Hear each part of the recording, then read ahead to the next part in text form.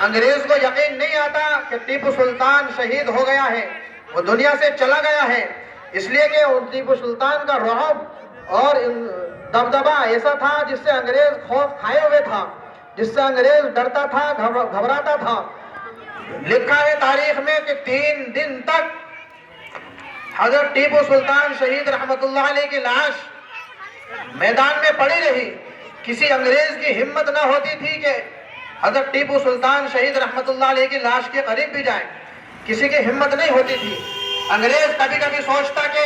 شاید نہ مرا ہو، اور ایسا لگتا ہے کہ ابھی اٹھ کر کے ہمارا مقابلہ نہ کرنا شروع کر دے، اس لیے ان کے قریب جاتا ہوا ڈرتا تھا، گھبراتا تھا۔ لیکن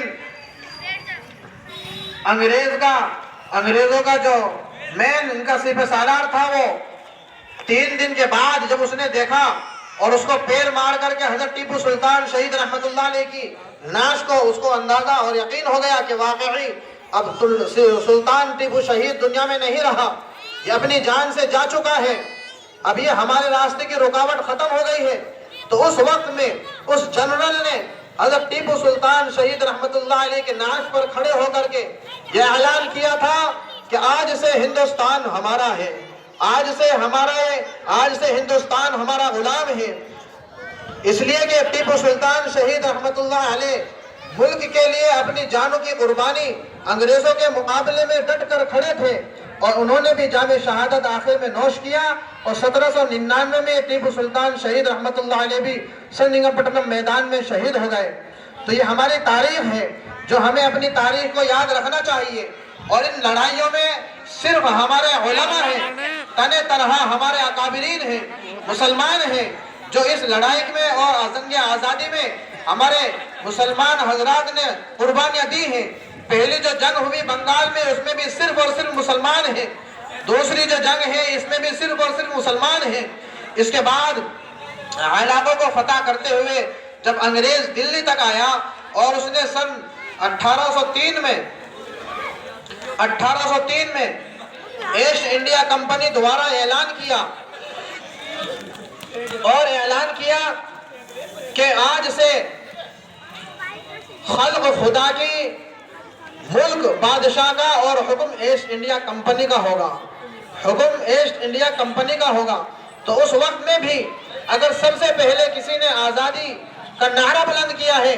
اور انگریزوں کے خلاف قدم اٹھایا ہے، انگریزوں کے خلاف آواز اٹھائی ہے، تو وہ سب سے پہلے ہمارے اور آپ کے اکابر حضرت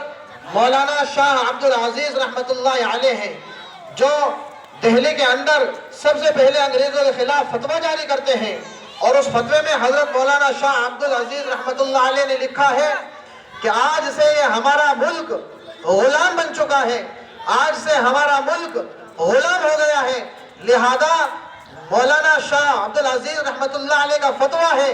کہ اب تمام مسلمان پر جہاد فرض ہے، کہ ہمارا ہندوستان دار الحرب بن چکا ہے، یعنی لڑائی کا میدان ہو گیا ہے، اب ہر مسلمان پر جہاد فرض ہے، اور اب ہر مسلمان جہاد کے لیے آئے، بلکہ ہر مسلمان کے ہر شخص پر، خواہ وہ مسلمان ہو یا ہندو ہو یا سکھ ہو یا عیسائی ہو، کسی بھی مذہب کا ماننے والا ہو، اپنے ہندوستان کو، اپنے بھارت کو، اپنے دیش کو آزاد کرانے کے لیے اب اس کو آنا پڑے گا، اس کو قربانی دینی پڑے گی۔ اپنی کھیتی کھلیان کو چھوڑو اور اپنی دکانوں کو بند کرو، اپنے کاروبار کو بند کرو اور انگریزوں کا مقابلہ کرو، اس لیے کہ ہندوستان اب دار الحرب بن چکا ہے۔ اس کے بعد حضرت شاہ عبد العزیز رحمت اللہ علیہ نے انگریزوں کے خلاف پلان بنایا، اور ان کو بھگانے کی اور ان سے مقابلے کی تیاری شروع کی، جس کی وجہ سے حضرت شاہ عبد العزیز رحمت اللہ علیہ کو زہر دے دیا گیا، جس زہر کی بنیاد پر ان کی آنکھوں کی بینائی بھی جاتی رہی۔ اور پھر اس کے بعد حضرت مولانا شاہ عبد العزیز رحمت اللہ علیہ نے اپنے 2 سپوتوں کو، حضرت شاہ اسماعیل شہید رحمت اللہ علیہ اور حضرت سید احمد شاہ بریلوی رحمت اللہ علیہ، ان 2 بزرگوں کے اندر حضرت شاہ